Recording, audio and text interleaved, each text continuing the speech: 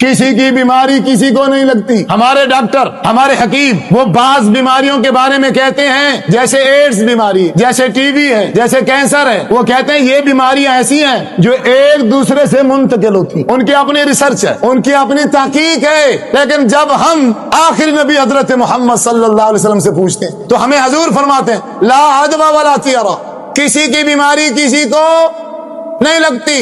جب حضور نے یہ حدیث پڑھ کے صحابہ کو سنائی، ایک بدو کھڑا تھا، دیہاتی صحابی، اونٹوں والا، وہ کہنے لگا یا رسول اللہ صلی اللہ علیہ وسلم، پھر میرا ایک سوال ہے، اگر کسی کی بیماری کسی کو نہیں لگتی تو جب یہ اونٹ ریگستان میں چلتے ہیں، ریتوں میں چلتے ہیں، یہ صحت مند ہوتے ہیں، جب یہ گھروں میں آتے ہیں، باڑوں میں، ان میں ایک اونٹ ایسا آ جاتا ہے خارش والا، وہ ایک اونٹ خارش والا تمام اونٹوں کو خارج زدہ کر دیتے. پھر یہ کیسے ہوا؟ اس کا سوال تھا. آپ صلی اللہ علیہ وسلم نے اس کے سوال کے اوپر پھر خود حضور نے سوال کیا. آپ نے کہا آپ مجھے یہ بتاؤ، وہ جو پہلا اونٹ تھا جس کو خارش لگی تھی اس کو کس نے لگائی؟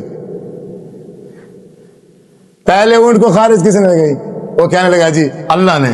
تو آپ صلی اللہ علیہ وسلم نے شاہ فرمایا پھر ان دوسروں کو بھی اللہ نے لگائی. پھر ایک دوسری حدیث آپ نے شاہ فرمایا کوڑ کی جو بیماری ہے اس سے تم اس طرح بھاگو جیسے کوئی بندہ اپنے آپ کو شیر سے بچانے کے لیے بھاگتا ہے. جیسے بندہ شیر سے بچنے کے لیے بھاگتا ہے، تم بھی کوڑ کی بیماری سے اس طرح بھاگو. مطلب وہی آ گیا جو ڈاکٹروں نے کہا، مطلب وہی آ گیا جو حکیم کہتے ہیں کہ اس بیمار کے برتن الگ کر دو، اس بیمار کا بستر الگ کر دو، اس بیمار کے کھانے پینے کی چیزیں الگ کر دو. اور ڈاکٹر بھی یہی کہہ رہے گئے اور یہ حدیث بھی یہی کہہ رہی ہے کہ اس بیماری والے سے ایسے بھاگو جیسے شیر سے بھاگا جاتا. اب ان دونوں میں تطبیق کیا ہے؟ وہاں کہا کہ کسی کی بیماری کسی کو نہیں لگتی، اب یہاں کہا جا رہا ہے فلاں بیماری سے بھاگو. بھاگنے سے تو ایسے لگ رہا ہے کہ جیسے وہ بیماری اس کو لگ جاتی ہے.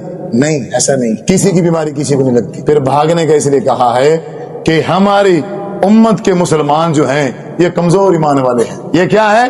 کمزور ایمان والے ہیں. تم احتیاط کرو کہیں ایسا نہ ہو کہ اگر وہی بیماری تمہیں لگ جائے اپنا عقیدہ یہ بنا لو ہاں اس کو جو ٹی بی تھی اس کی وجہ سے مجھے ٹی بی لگ گئی ہے تو مشرک ہو جاؤ گے.